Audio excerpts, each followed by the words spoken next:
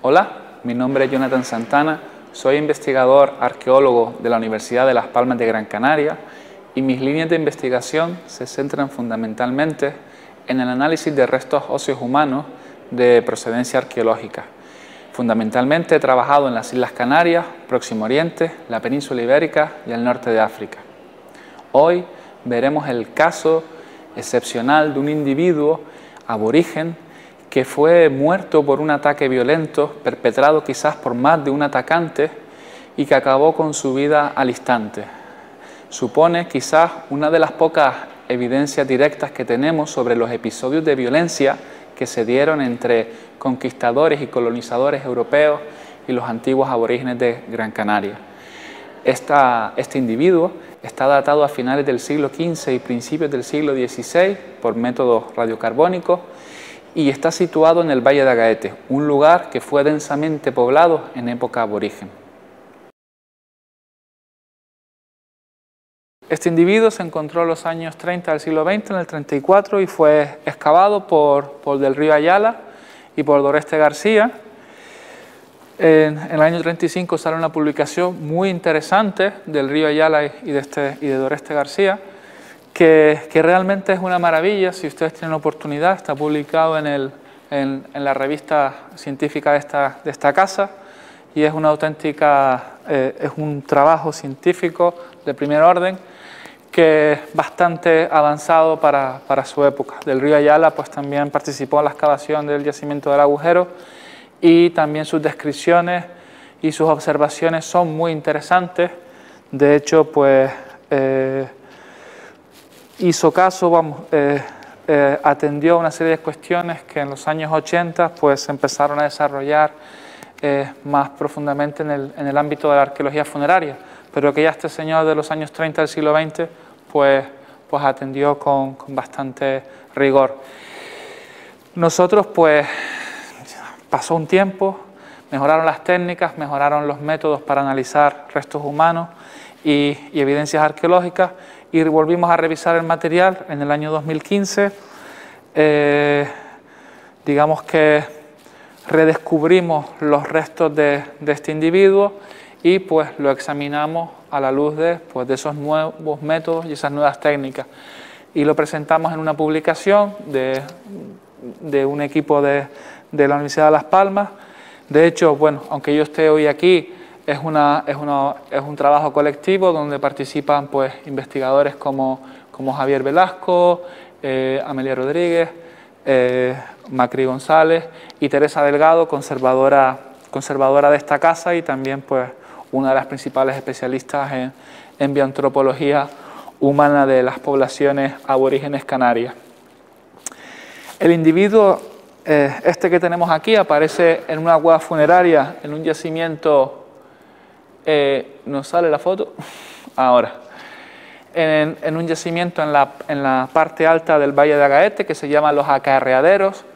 Está enfrente del barrio de San Pedro y aparece en el contexto de una cueva funeraria, en una necrópolis formada por varias cuevas, en las que afortunadamente quedaba todavía una de ellas cubiertas con un muro de piedra e intacta. Y cuando llega Del Río Ayala y Doreste, pues tienen la oportunidad de intervenir en un espacio que había pasado inalterado hasta el momento de la intervención.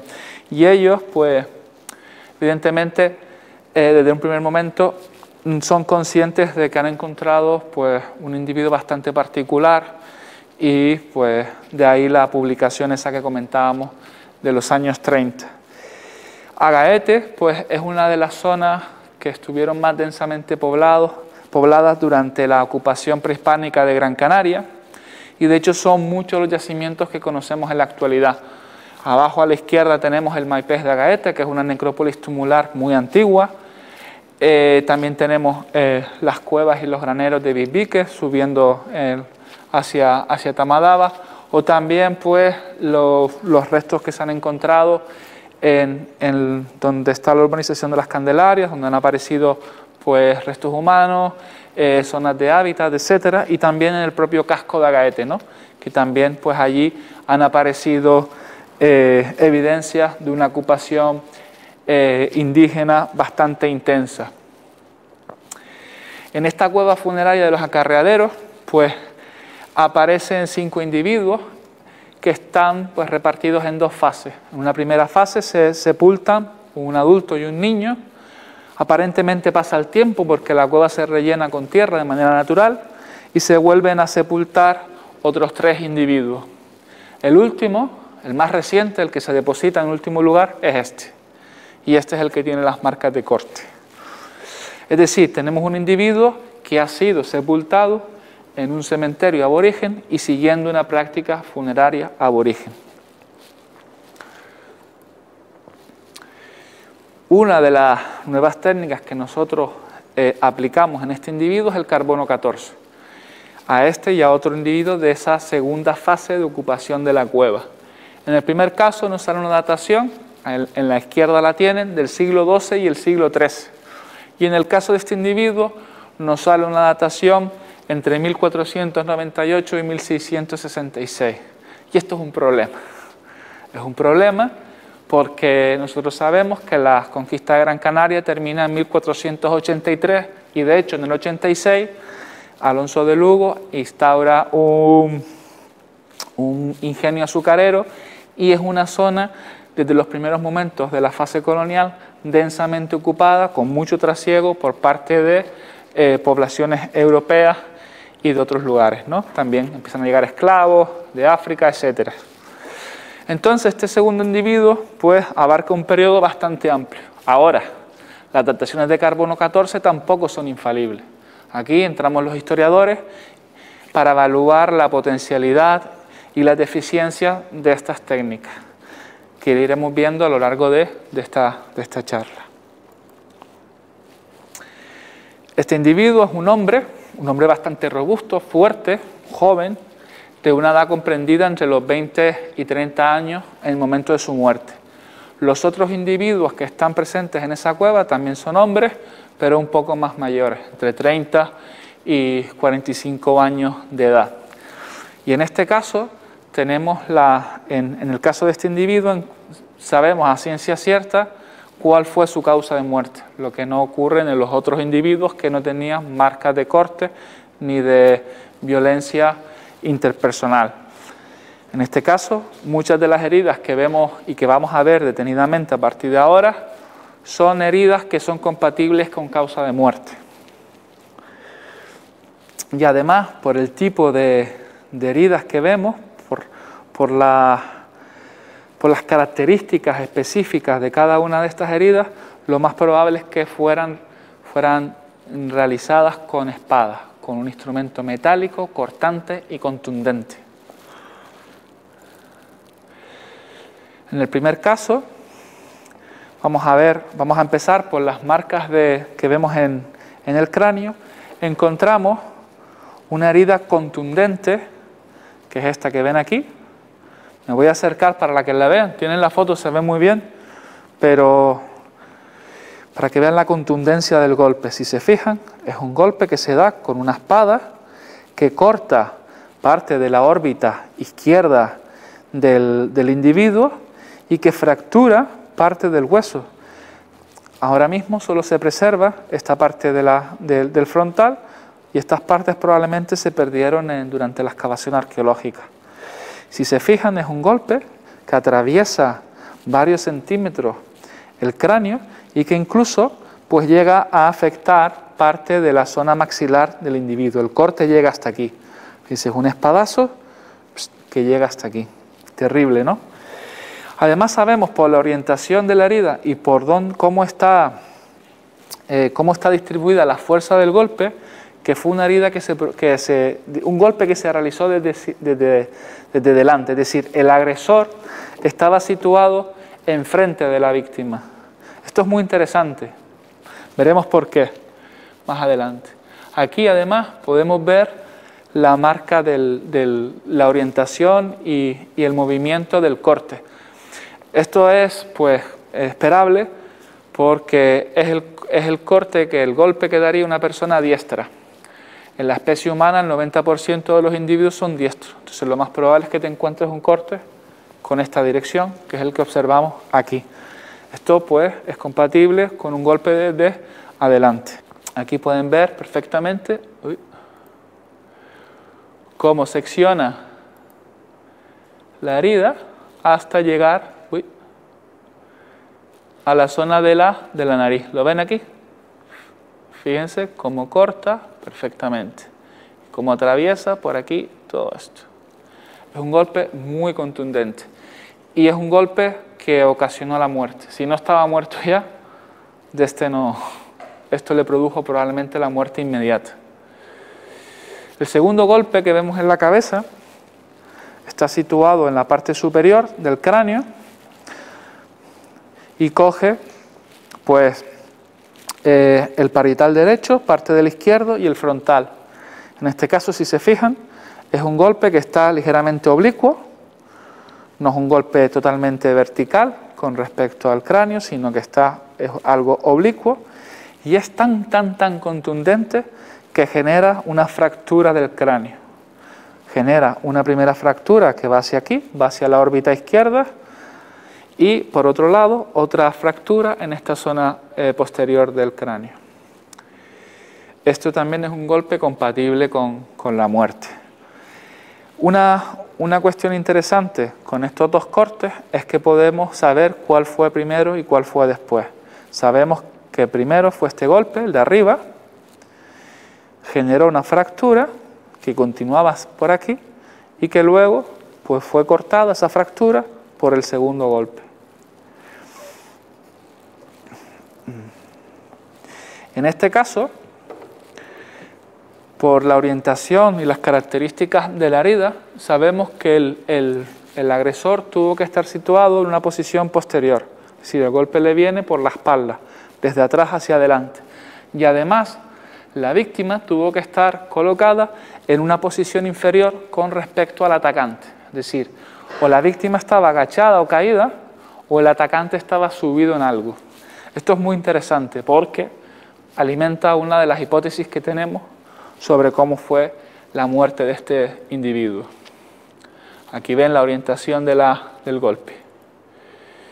Si se fijan, ven perfectamente la marca de donde entra la espada, cómo genera una fractura de la contundencia del golpe, que de hecho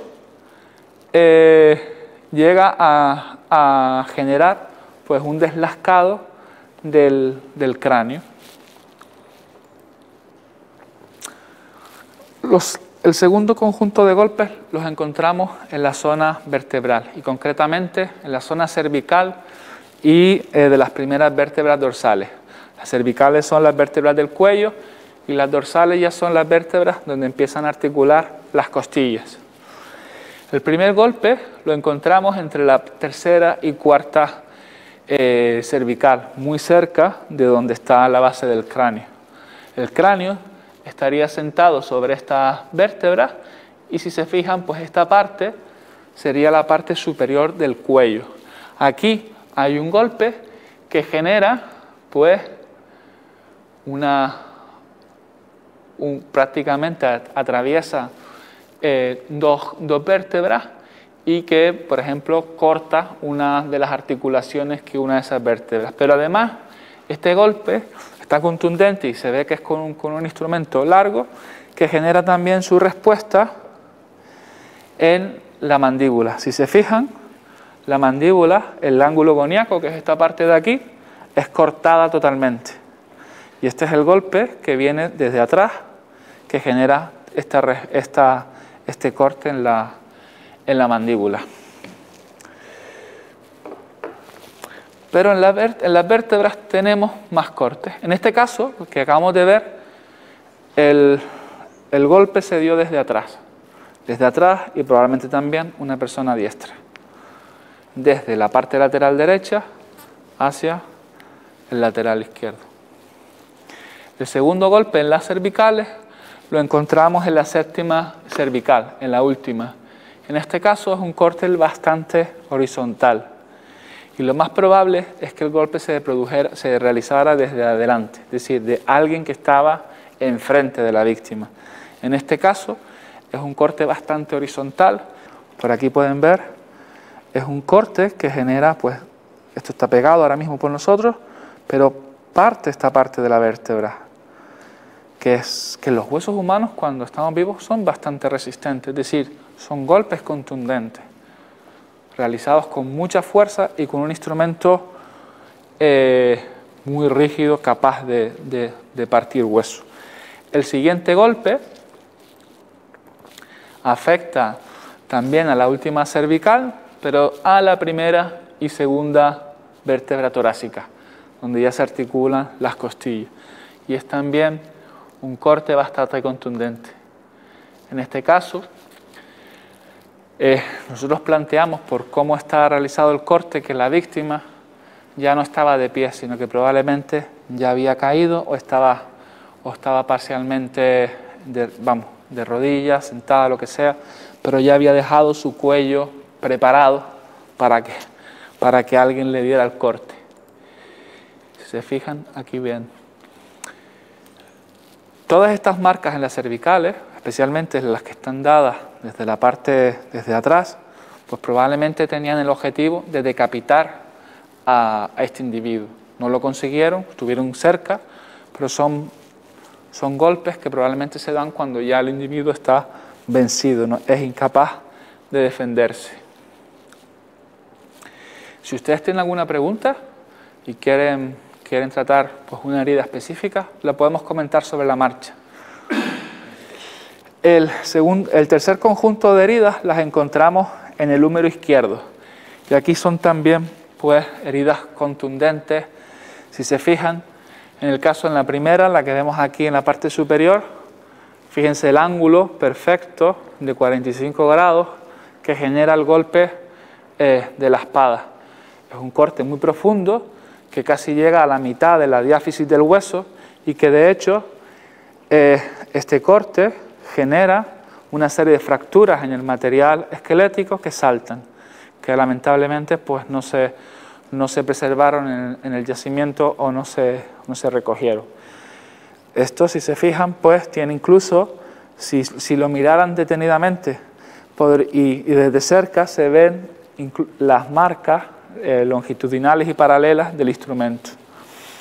Curiosamente, estas marcas, este golpe en esta posición, se realizó seguramente con el brazo ligeramente levantado, porque es en esta zona de aquí atrás, no es aquí, sino es en la parte inferior.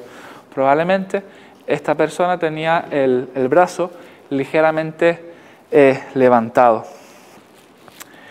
Y de hecho, esta herida tan contundente también afecta a otro hueso, en este caso al esternón, que es este hueso que tenemos aquí y que une las costillas. Si se fijan, aquí hay una marca de corte que también redunda en esa hipótesis que nosotros planteamos de que ese golpe se realizó por un atacante que estaba enfrente de la víctima y deja esta señal aquí, que pueden ver, es un corte bastante fino. El segundo golpe que vemos en el húmero izquierdo está situado un poco más abajo y es un golpe mucho más contundente que el primero, que ya es decir, en este caso, pues si se fijan, la espada entra prácticamente más allá de la mitad de la diáfisis, fíjense, un plano totalmente oblicuo, y también salta un pedazo de hueso. Saltan varios pedazos de hueso realmente, pero uno de ellos sí que se conserva, que es este de aquí. Fíjense ustedes, esto es un húmero, es un hueso bastante resistente. Esto es difícil partirlo, pues el golpe fue tan fuerte que entró la espada y consiguió partir hueso. En este caso, no tenemos tan claro, existen varias posibilidades desde diferentes lugares, desde que el agresor pudo haber dado este golpe, tanto desde adelante como desde un lateral, pero también puede ser producido si el brazo está ligeramente levantado desde una posición en altura con respecto a la víctima. Aquí ven pues las orientaciones del golpe. Y también encontramos marcas de corte en las costillas. Aquí tenemos el ejemplo de una costilla del lado izquierdo. En este caso, es totalmente se corta la costilla en dos partes. Y de hecho, este golpe deja también su señal en una costilla inferior. Si se fijan, hay un corte, en este caso no llega a fracturar todo el hueso, pero tiene su reflejo. ¿Por dónde está colocada la costilla? En esta parte de atrás, no está en la parte anterior. Pues nosotros planteamos de que se trata de un golpe realizado desde atrás. Quédense con esto, parece que hay unos golpes que están realizados desde adelante y otros golpes que están realizados desde atrás. Aquí ven el marco. Y esos golpes que se realizan desde atrás también dejaron su huella en las cápulas este hueso de aquí. Y si se fijan, aquí tenemos pues una marca de corte que aparece en el borde superior de la escápula izquierda y que tiene su reflejo en la espina de la escápula. Se fijan, es un corte, en este caso también realizado desde una posición trasera con respecto a la víctima.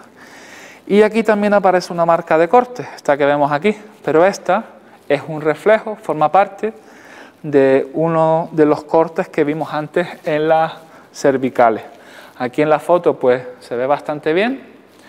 Fíjense, esa marca, la número 9, ese espadazo, tiene esa dirección, esa orientación, desde atrás hacia adelante, prácticamente en vertical, desde atrás. Y el 5, si volvemos atrás, veremos que tiene que ver con, aquí lo ven, ese corte que secciona parte de la primera, segunda dorsal y la séptima cervical, pues tiene su reflejo, el corte es aquí, tiene su reflejo en la escápula, continúa, un golpe atrás. Vale, y finalmente tenemos los cortes que se realizaron en los coxales. Entonces la cadera, y aquí tenemos un golpe con espada también contundente que secciona parte de la cresta ilíaca izquierda. Si se fijan, aquí está el corte, salta un pedazo de hueso que no se conserva, pero si se fijan hay una pared lisa, que es donde corta la espada, pero la espada no entra hasta aquí atrás, a pesar de que ustedes vean esta fractura. Esta fractura se genera por el golpe de la espada y corta, digamos que rompe, toda la cresta ilíaca de esta pelvis. Es un golpe también contundente, es decir, algo realizado con fuerza a esta altura. Se fijan, pueden ver perfectamente el corte como viene. Aquí en la fotografía, pues pueden ver. Se fijan, tienen la pared lisa donde entra la espada, esta parte se fractura y todo lo que ven aquí, esta grieta, pues es una fractura secundaria ocasionada por ese golpe. Bueno, en este caso seguramente el golpe sea pues de una posición lateral o desde atrás, aunque tampoco se puede descartar desde adelante. En este caso es mucho más complicado saber dónde estaba colocado el agresor. En la otra pelvis, en otro coxal, también encontramos un corte, también por arma blanca. Si se fijan, pues entra también dentro del hueso, pero no es tan contundente como el de la otra pala ilíaca. Es un corte que entra también en el hueso, tuvo que doler lo suyo, evidentemente, pero no genera una fractura tan importante. Y claro, este individuo algo se tuvo que defender, ¿no? Y de hecho encontramos una fractura defensiva. En el cúbito derecho tenemos una fractura perimortem, que también se conoce fractura de Parry, y que suele acontecer cuando alguien pues pone el brazo para protegerse de un golpe en la cabeza o en la cara. Se fijan, el hueso se fracturó totalmente, no llegó a despegarse, pero es una fractura muy fuerte. Y es perimortem. ¿Qué significa eso? Significa que la fractura se produjo instantes antes de la muerte, o momentos antes de la muerte, porque no se produjo ninguna remodelación, ningún proceso fisiológico de recuperación de la fractura, es decir, la muerte del individuo aconteció pues momentos después de esta fractura. También es interesante que solo exista una fractura de defensa o una marca de defensa. Y esto lo digo porque cuando nosotros analizamos, tanto en arqueología como en forense, escenarios semejantes, donde un individuo pues, es atacado con arma blanca y se le golpea en diferentes lugares, pues el individuo intenta defenderse y suele tener muchas marcas de defensa. En este caso, solo tenemos esta. Eso también nos da pie a pensar de que el individuo tuvo que morir muy rápido. Seguramente se trate de un ataque sorpresivo, contundente, por más de un agresor, que no dio tiempo a que este individuo pues, se defendiera de manera efectiva. Aunque también tenemos algunos elementos que nos hablan de que probablemente tuviera algún elemento defensivo.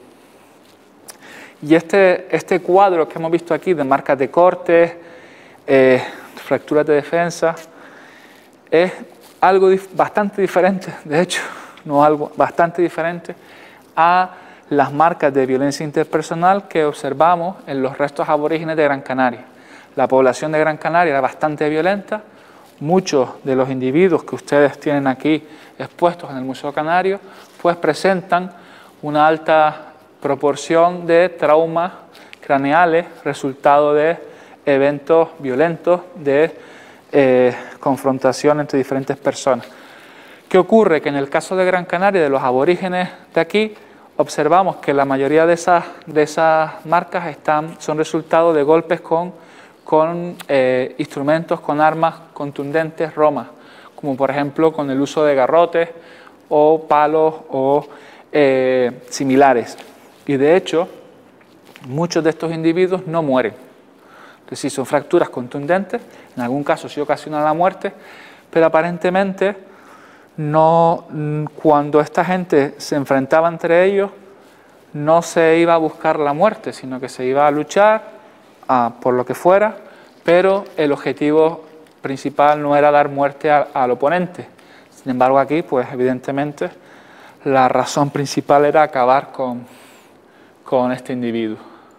Ahora ya entramos un poco más en la parte interpretativa y empezamos con el tema de las marcas y su distribución.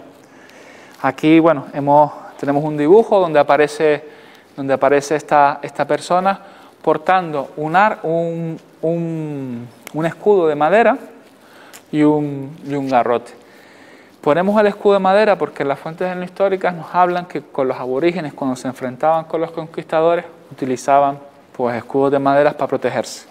Esto es interesante porque si nos fijamos en la distribución de las heridas, observamos que muchas se concentran en esta zona del cuerpo, en la zona izquierda, superior izquierda. Y si se fijan, todas las marcas están situadas por encima de la cadera. Esto también es interesante, porque si nosotros comparamos la ubicación de las heridas en una población, en guerreros muertos en batallas medievales o de la Edad Moderna, no nos encontramos una distribución tan específica, sino que suelen aparecer marcas en diferentes lugares del cuerpo. ¿Por qué? Porque se utilizaban elementos de protección efectivos contra las espadas y elementos cortantes que pues limitaban el acceso a determinadas zonas por parte de los atacantes, y muchas veces nos encontramos pues marcas de corte en aquellos lugares menos defendidos por esos sistemas de protección o pues con una protección más frágil, por ejemplo las zonas de articulación de las extremidades del cuerpo. Aquí todas las marcas están arriba. Eso nos están hablando de que probablemente los aborígenes no tenían esos sistemas de protección, y de hecho, volviendo a las fuentes históricas, sabemos que la mayoría de ellos pues peleaban pues desnudos o con trajes de ropas de piel o de fibras vegetales.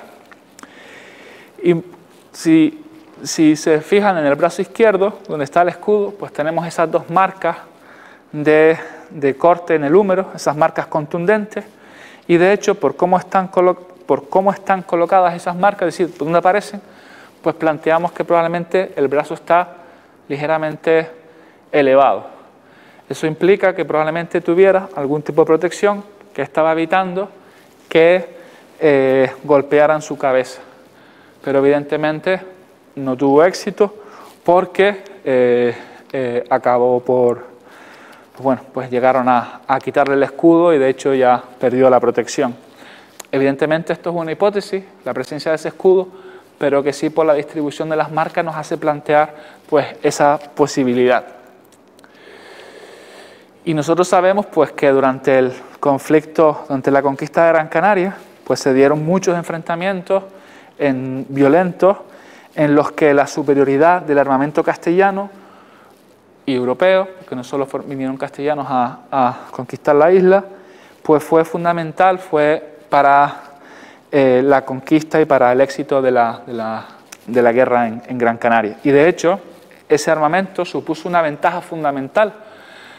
La presencia de la espada en el armamento está totalmente atestiguada por la documentación histórica y de hecho nosotros aquí en Gran Canaria también hemos encontrado algunas espadas en contextos de contacto entre europeos y aborígenes, como por ejemplo esta espada que aparece a la derecha en la cueva pintada, en momentos de contacto entre aborígenes y europeos a finales del siglo XV, y también pues otros elementos cortantes, y no solo en los contextos donde habitaron los nuevos colonizadores y conquistadores, sino también los propios aborígenes, ¿no? Y también, no sé si recuerdan que hablábamos que algunas de estas marcas de corte parecen ser realizadas desde una posición de altura con respecto a la víctima. Y otra de las ventajas fundamentales de los conquistadores en la guerra de Gran Canaria fue la utilización del caballo. El caballo supuso también pues una ventaja fundamental y es probable que algunas de estas marcas de corte, como por ejemplo esta de la parte superior del cráneo, pues pudieran haber sido realizadas desde un caballo. Pero evidentemente esto es una hipótesis, porque esta marca también pudo haber sido generada cuando este individuo cayó ya debilitado por las heridas y allí simplemente se le dio un golpe de arriba hacia abajo. Pero bueno, esto ya entramos en la especulación. Y antes usted comentaba que se observa cierto ensañamiento. Y eso es muy interesante, porque también cuando nos vamos al repertorio de casos forenses o arqueológicos de este periodo, observamos que no en muchos casos encontramos este ensañamiento. En una batalla campal, a pesar de los adornos que observemos en las películas, no se produce esta gran densidad y esta contundencia en las heridas de manera muy habitual, sino que estamos hablando de algo excepcional. Si nosotros volvemos a las fuentes históricas, encontramos un caso que se describe con cierta profusión sobre un ensañamiento a un aborigen particular, que es el caso de Doramas. Doramas, pues lo vencen, lo matan entre varios agresores con lanzas y una vez muerto cortan su cabeza y la clavan en una pica y la colocan aquí en el Real de Las Palmas.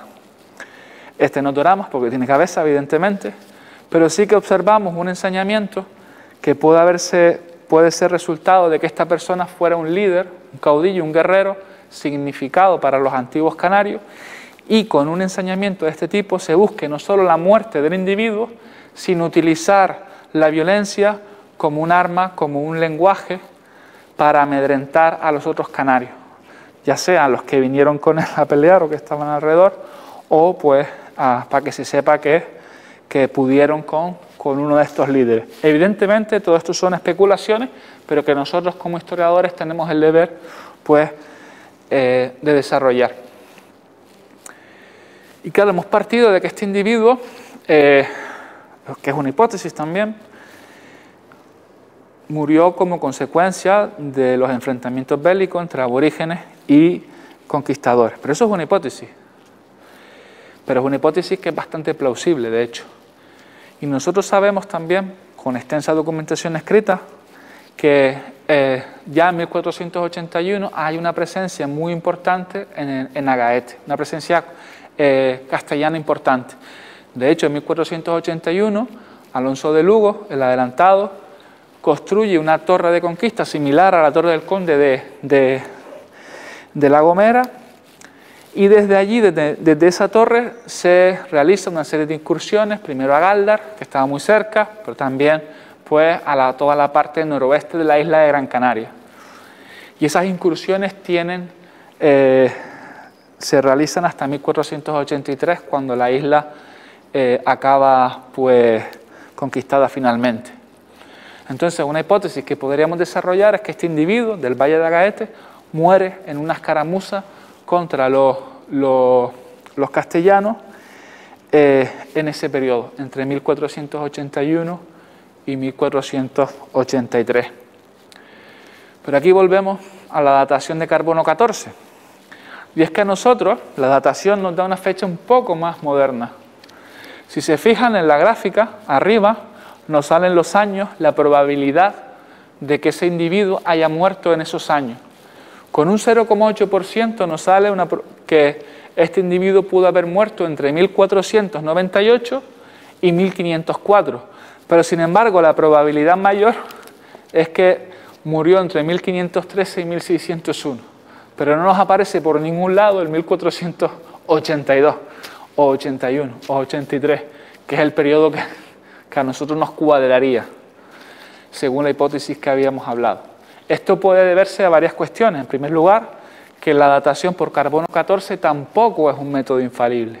Te dan una cifra, pero esta datación también está sujeta a problemáticas de tipo natural, tafonómico, por ejemplo, que se haya producido diagénesis entre el sedimento que cubre el individuo y el propio individuo, y eso nos está dando una datación no muy bien. También por la propia curva de calibración que nos permite mejorar la resolución del carbono 14, o simplemente porque realmente es un individuo del siglo XVI.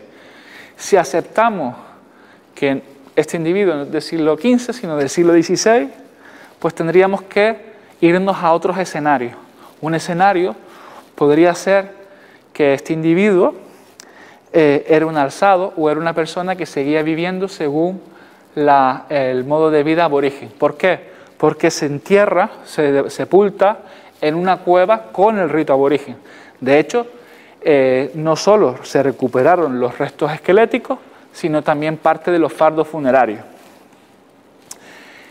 Y nosotros tenemos evidencia documental de principios del siglo XVI, donde se denuncia a la Inquisición que algunos canarios viejos, como se decían los aborígenes, seguían practicando rituales o modos de vida aborígenes. Por ejemplo, está el caso de una denuncia por la cual algunos aborígenes estaban siendo enterrados en 1505 en unas cuevas funerarias de Telde.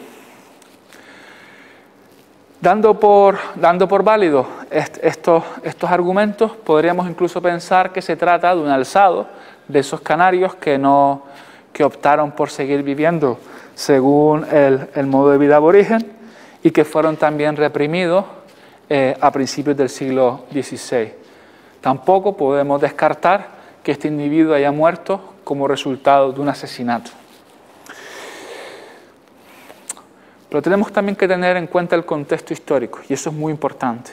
Agaete, desde 1486, cuando se construye el ingenio de azúcar de Agaete, se constituye en una zona con mucho movimiento, donde llegan muchas personas, tanto de Europa como de África, como mano de obra, para trabajar en el ingenio de azúcar que funda Alonso de Lugo, y de hecho pues se construyen casas nuevas, etc. Es decir, es una zona que desde principios del siglo XVI y finales del siglo XV ya tiene cierto movimiento colonial. En este contexto sería extraño que todavía existieran aborígenes que siguen manteniendo pues, parte de sus prácticas funerarias, ¿no? Pero tampoco es imposible, evidentemente. Aquí ven elementos del ingenio.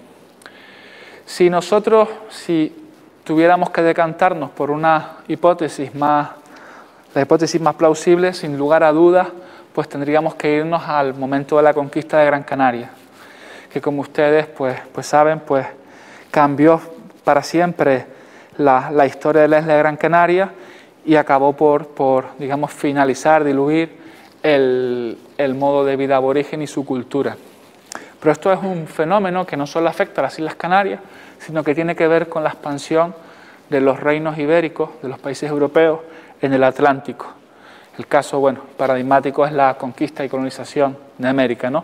Pero en Canarias, aunque fue diferente, no lo podemos comparar, pues sí que se observa también parte de los inicios de este proceso. Y de hecho la violencia se utilizó abiertamente, y en el caso de Gran Canaria hubieron intentos de conquista previos a la empresa que desde 1478 pues promueven los reyes católicos para finalmente conquistar la isla de Gran Canaria. La guerra de la isla pues tiene lugar entre el 78 y el 83 y tenemos bastante documentación en las fuentes que nos hablan de muchísimos enfrentamientos entre los aborígenes y los castellanos, siempre pues con mayores pérdidas en el bando aborigen, fundamentalmente porque no disponían pues de ese armamento, de esos medios que tenían los europeos, y que bueno, y que ocasionó grandes pérdidas por esclavitud, enfermedades, etcétera, ¿no? Y también en esas fuentes históricas nos hablan pues de esos enfrentamientos violentos que tuvieron que ser muy abundantes. Por eso este individuo es tan excepcional, porque a pesar de que nosotros tenemos muchísimas menciones en las fuentes de esos enfrentamientos violentos, esta es la única evidencia directa de que eso tuvo lugar. Es la única evidencia arqueológica de esos enfrentamientos, siempre dando por hecho que se trata de una hipótesis sensata, pero una hipótesis. Así que bueno, a modo de conclusión, probablemente estamos ante el primer caso y único caso de enfrentamiento violento entre los aborígenes y los castellanos desde el punto de vista arqueológico, las evidencias materiales directas. Aquí se observa claramente lo que significó la superioridad militar del armamento europeo con respecto al aborigen, y que hay un ensañamiento que no es normal, que probablemente tenga que ver por el estatus, por el rol, por la consideración que tenía este hombre, y que evidentemente es una muestra de que la conquista de Gran Canaria pues no fue algo amistoso, sino que generó, bueno, fue algo también violento, que no solo fue violento. Muchas gracias.